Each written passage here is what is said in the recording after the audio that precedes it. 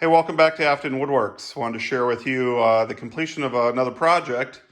And as you can see here, I've made two shop stools to replace a store-bought one that was rickety and breaking.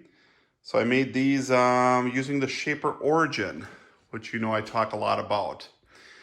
So the one on the left is made out of 3/4 inch Baltic Birch plywood, which obviously cuts very easily. It was a pretty easy project. You can see here, we've got the top. I've laser engraved my logo into it using the Glowforge. And you can see that this is really constructed of one piece, two pieces, three pieces, four pieces, and a top. And all those are in an SVG file that Shaper put together for me through Shaper Assist, and will be available on my Etsy website for purchase and download. I made this one first.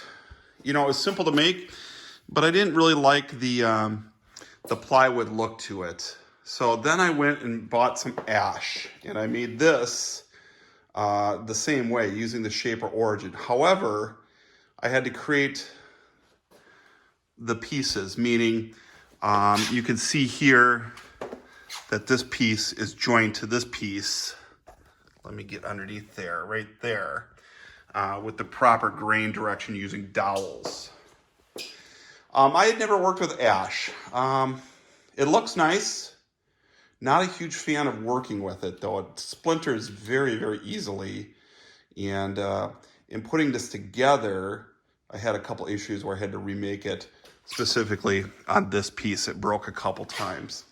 So to be expected. I think it looks great though now. I put a couple coats of polyacrylic on it so that it didn't yellow too much.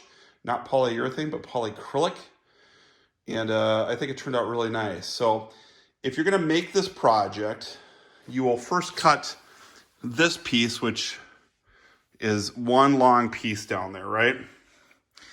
You'll then cut this piece and they join together, kind of slip together. Then you will insert this piece and that piece. And the key there is to fit this piece in at an angle and bring that down. And you have to use a mallet. It's gonna feel awkward. It's gonna feel like it's gonna break. And in the ash case, it did. But you just gotta finesse that in there. The key is that you want this tab to be inside here, right? On both sides. So kind of a fun project. Now I have nicer stools around the shop. And, you know, not the store-bought ones that eventually break.